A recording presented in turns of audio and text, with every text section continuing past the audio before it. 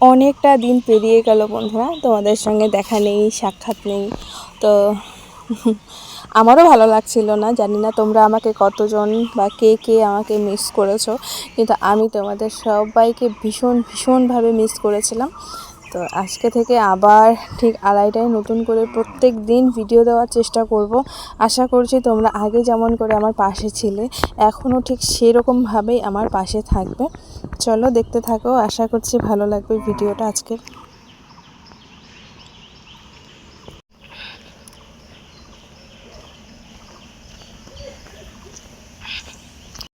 শুভ সকাল বন্ধুরা, তোমরা সকলে কেমন আছো? আশা করছি সবাই খুব ভালো আছো এবং সুস্থ আছো। এখন বাজে সকাল 7:30। সবাইকে জানাচ্ছি স্বাগত আমার এই ছোট্ট একটা গ্রাম, ছোট্ট একটা সংসার। আমি প্রতিমা। আমি আমার সংসারের সুখ দুঃখ হাসি কান্নার সমস্ত কিছুই তোমাদের সঙ্গে তুলে ধরি, আর সেটা আমার ভীষণ পছন্দও লাগে। তো চলো দিনটা শুরু করে দিলাম। এখন বাজে সকাল 7টা। আমি যাচ্ছি পড়াতে। দুটো টিউশন নিয়েছি, অনেক দিন থেকে তোমাদের সঙ্গে যোগাযোগ নেই। তো চলো দেখতে থাকো, আশা করছি সারাটা দিন তোমাদের সঙ্গে ভালোভাবে শেয়ার করতে পারবো। পাশে থেকো সবাই। পড়াতে এসেছি, আর বাচ্চাদের পড়তে বসলে কত রকমের যে অসুবিধা হয়, আজকে এখন এটা সখন সেটা এভাবেই চলতে থাকে। এইমাত্র পড়ানো শেষ হলো বন্ধুরা, কিন্তু আমার শরীরটা ভীষণ খারাপ করছে। হঠাৎ করে পেটে ভীষণ যন্ত্রণা হচ্ছে, মানে পেট ব্যথা করছে।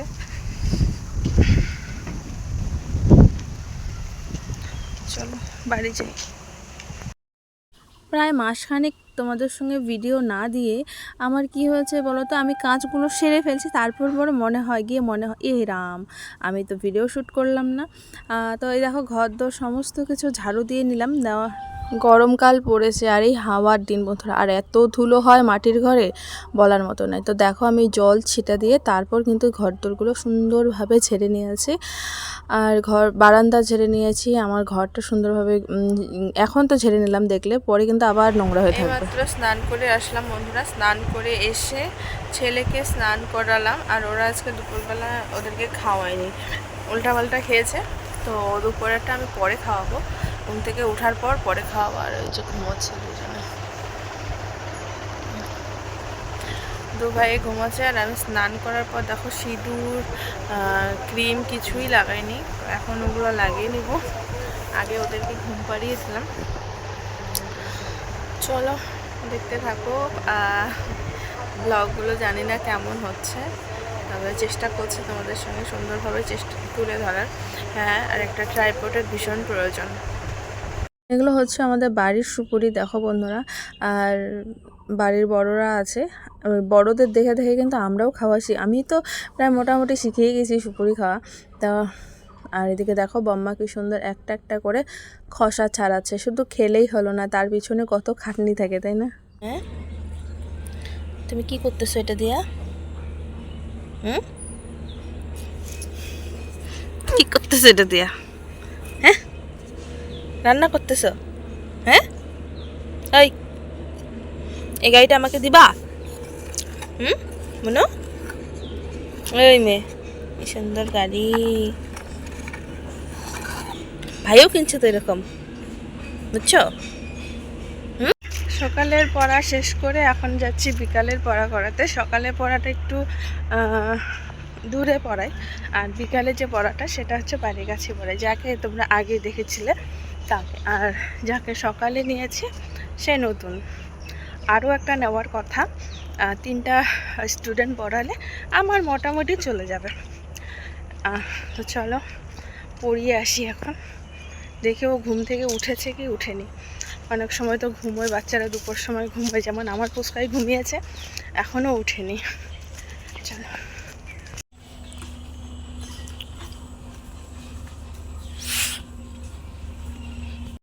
আজকে প্রথম দিন তোমাদের সঙ্গে ভিডিওটা শুরু করছি, তাই চিকেন দিয়ে শুরু করলাম বন্ধুরা। দেখো চিকেন আজকে করব, সেটাতে কি কি দিয়েছি। এই চিকেনটাতে দিয়েছি আদা বাটা, রসুন বাটা, তারপর দিয়েছি ধনে গুঁড়ো, জিরে গুঁড়ো, তারপর হলুদ, লবণ, একটুখানি লেবু, আর একটুখানি সর্ষের তেল, দিয়ে ভালো করে মেখে মেখে অনেক মানে ধরো আধা ঘন্টার মতো ম্যারিনেট করে রাখলে মাংসের মধ্যে সমস্ত লবণ মশলা সমস্ত কিছু ঢুকে যায়, তাহলে কিন্তু মাংসটার টেস্টটা একদম অন্যরকম হয়ে যায়। কিন্তু এভাবে একদিন দুদিন খেলে ঠিক আছে, কিন্তু সবসময় এভাবে খাওয়া একদমই উচিত নয়। আর বাচ্চারা, যেহেতু আমার বাচ্চা খায় সেহেতু আবার একদমই নয়। আমরা এভাবে আমার যে ননাস আসে সে আমাকে খাইয়েছিল এভাবে চিকেন। তো আজকে আমার বর বাড়িতে এসছে, তার জন্য আমি বললাম যে ঠিক আছে আজকে আমি দিদি যেভাবে বানিয়েছে তোমাকে ওভাবেই বানিয়ে খাওয়াচ্ছি। তো দেখো সমস্ত কিছু রেডি করে নিয়েছি, পেঁয়াজ, আদা বাটা, রসুন বাটা, জিরে বাটা, তারপর হচ্ছে টমেটো, গোটা রসুন, সমস্ত কিছুই রেডি করে নিয়েছি ঠিক, কিন্তু আলু তো আনা হয়নি। আর মাংসের মধ্যে আলু খাবো না তাহলে তো আমরা বাঙালিই হলাম না, বাঙালি আবার আলু খাবে না তাই ওখানে হয়। এদিকে মোটা হয়ে ফুলে ফেপে একদম ঢোল হয়ে যায়, তবু কিন্তু আলু খাওয়া ছাড়া যাবে না, তাই না? তো দেখো একদম খাটের তল থেকে বের করলাম আলু। আর এভাবে ঢেলে রাখলে কি হয় যে আলুটা নষ্ট হয় না, আর যদি বস্তায় থাকে তাহলে কিন্তু আলুটা নষ্ট হয়। আর আলু যদি এভাবে মেঝেতে ঢেলে রাখা যায় তাহলে নষ্ট হয়, কিন্তু খুব কম নষ্ট হয়, মানে সেভিংটা হয় আর কি। তো সমস্ত কিছু রেডি করার পর এখন আসলাম আলু নিতে, আলুটা নিয়ে গিয়ে বাস শুরু করে দেব রান্নাটা। আর এটা এইভাবে আমার মা খাসির মাংস রান্না করে, ম্যারিনেট করে খাসির মাংস রান্না করে, কিন্তু আজকে আমি মুরগির মাংস এইভাবে রান্না করে দিচ্ছি। আর দেখো দিয়ে দিলাম সর্ষের তেল। আর মাংস রান্নাটা সর্ষের তেলেই মনে হয় ভালো লাগে, আমার মনে হয় যে কোনো মাংস সর্ষের তেলেই ভালো লাগে। আর এইদিকে দেখো আলু এরকম গোটা গোটা করে আলু কেটেছি। আর আলু এভাবে মাংসের মধ্যে এভাবে আলু না দিলে কিন্তু ভালো লাগে না, অনেকে দেয় ছোট ছোট করে দেয়, কিন্তু আমার আবার এরকম গোটা গোটা বড় বড় ধামসা আলু যাকে বলে, এই ধামসা আলু না দিলে কিন্তু আমার ভালো লাগে না। তো দেখো আলুটা লবণ আর হলুদ দিয়ে আমি ভালো করে ভেজে নেব, মানে 90% ভেজেই নিব, তারপর ওই 10% ওই কষাকষিতে মাংসটা আলুটা সেদ্ধ হয়ে যাবে। তো দেখো এইভাবে ওলট পালট করে ভালো করে ভেজে নেব। তো আর কি একটা বলতে যাচ্ছিলাম তোমাদেরকে, যাই হোক অনেক দিন পর মানে ভাও পাচ্ছি না কখন কোনটা কি বলবো, কখন কিভাবে কি করব না সেটা ভাওটা পাচ্ছি না। আর মিউজিক অ্যাড করলাম না, এখনও মিউজিক এই ফোনে নেওয়া হয়নি আমার। আর এই দিকে দেখো আমার ছেলে বাবার সঙ্গে খেলছে, আর খেলছে উনি বেড়ার মধ্যে হাত দিচ্ছে ওর বাবাকে, অনেক দিন পর পেয়েছে ওরা, অনেক দিন পর প্রায় 1 মাস পর আসলো বিপ্লব আমাদের বাড়িতে বলছি, বিপ্লব বাড়িতে আসলো 1 মাস পর। তো ছেলে তো ভীষণ খুশি বাবাকে পেয়ে। এদিকে ছেলের খেলা দেখতে দেখতে দেখো আমার আলু কিন্তু ভাজা হয়েই গেল বন্ধুরা। এই দেখো একদম লাল লাল করে সুন্দর করে ভেজে নিয়েছে, ওই যে বললাম 90% ভাজা, আলুর ভাজাতে সেদ্ধ হয়ে যাবে। কারণ আমি যেভাবে করতে চাচ্ছি সেভাবে জল বেশি দেওয়া হবে না, তার জন্য আলুটা ভাজার মধ্যেই যেন সেদ্ধ হয়ে যায়। তো যাই হোক এখন আলুর ভাটা ভেজে নামিয়ে নিলাম, দিয়ে দিলাম তেজপাতা, ফোড়নে দিলাম তেজপাতা, তারপর দিলাম কুচিয়ে রাখা পেঁয়াজ, তারপর দিলাম কুচিয়ে রাখা টমেটো, তারপর একে একে সমস্ত কিছু দিয়ে দেব। এখন দিয়ে দিচ্ছি গোটা রসুন, আর গোটা রসুন আমার মাংসের মধ্যে ভীষণ পছন্দের একটা জিনিস বন্ধুরা, আলু আর গোটা রসুন। তারপর দিয়ে দিলাম লঙ্কা খুব কম দিয়েছি, যেহেতু আমার ছেলে খাবে সেহেতু লঙ্কাটা অনেকটা কম দিয়েছি। আর এই কষা মাংসটা কিন্তু একদম রুটির সঙ্গে ভীষণ যায়, রুটি পরোটা নান যাই বলো না কেন, আর ভাতের সাথেও যায়, কিন্তু এটা রুটির এবং নানের সাথে বেশি ভালো যায়। তো দেখো পেঁয়াজ টেয়াজগুলো একটুখানি ভেজে নিয়ে দিয়ে দিলাম আলুটা যেহেতু একটু কম সেদ্ধ হয়েছে সেহেতু আগে আলুটা দিয়ে দিলাম। তারপর দেখো যে ম্যারিনেট করে রাখা মাংসটা দিয়ে দিলাম, দিয়ে একটুখানি নাড়িয়ে চাড়িয়ে দিয়ে দেবো হচ্ছে আদা বাটা আর হচ্ছে রসুন বাটা, একটুখানি আদা রসুন বাটা আমি কিন্তু ম্যারিনেট করার সময় অনেকটা দিয়ে দিয়েছি। তারপরে ওই একটুখানি এখন যেহেতু কষানোর সময় অল্প একটুখানি আদা রসুন বাটা দিয়ে মাংসটা ভালোভাবে কষিয়ে নেব বন্ধুরা। কষাতে কষাতে যখন মাংসটা দিয়ে তেল ছেড়ে দেবে তারপর হালকা একটুখানি জল অ্যাড করব। হ্যাঁ এভাবে অনেকেই রান্না করেছো হয়তো, তবে আমিও করেছি, আমি এমন না যে আমি করিনি, কিন্তু আমি মুরগির মাংস এভাবে করিনি, আমি খাসির মাংস এভাবেই করি। আর এভাবে করলে কিন্তু মাংসের টেস্ট অনেক বেড়ে যায়। আর টেস্ট যেমন বেড়ে যায় তেমন কিন্তু অনেকটা রিচ হয়, খাওয়াটা অনেকটা রিচ হয়। আমি যেমন মুরগির পাতলা ঝোল করি সেটাতে কিন্তু অতটা রিচ হয় না, কিন্তু এভাবে খেলে ভীষণ মশলা তেল সব কিছু বেশি বেশি পড়ে যায়। আর দিয়ে দিলাম সবার শেষে মিট মশলা। বন্ধুরা, মিট মশলা দিয়ে ভালোভাবে নাড়িয়ে চাড়িয়ে নামিয়ে নিলাম।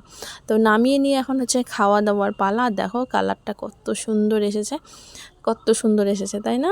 কিন্তু খেতেও কিন্তু বেশ ভালো হয়েছে, বেশ মানে বেশ ভীষণ ভালো হয়েছে। আর এভাবে করলে কার না ভালো লাগবে বলো? কিন্তু এইভাবে বাচ্চা কাচ্চাদের একদমই দেওয়া উচিত নয়। আমি আজকে করেছি, আমি আর এটা আর করবো না, এখন আর করবো না। যদি চিকেন টিকেন আনা হয় এখন আর করবো না, যেহেতু আমার ছেলে খায়।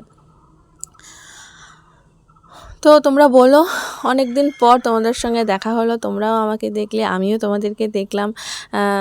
তোমরা যখন আমার ভিডিওটা দেখবে অবশ্যই আমি তখন ভাববো যে না, আমার চেনা জানা মানুষগুলো, আমার সেই কাছের মানুষগুলো আমারই রয়েছে। অনেক দিন পর তোমাদের সঙ্গে তোমাদেরও কমেন্ট দেখবো, সেটা আমারও ভীষণ ভালো লাগবে। আর প্রত্যেকটা দিন আড়াইটায় নতুন করে ভিডিও দেওয়ার চেষ্টা করব, কি দিব, প্রত্যেক দিন আড়াইটায় ভিডিও দিব।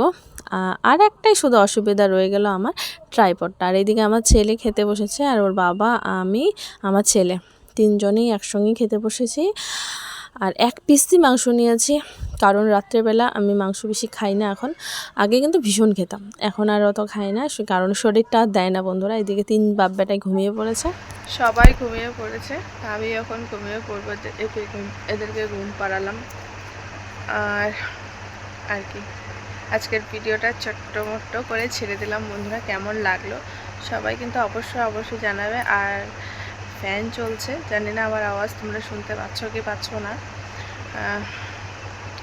চলো, সবাই ভালো থেকো, সুস্থ থেকো। আর সবাইকে জানাচ্ছি শুভরাত্রি, টাটা। কালকে ঠিক আড়াইটায় নতুন আরেকটা সুন্দর ভিডিও নিয়ে তোমাদের সামনে হাজির হব।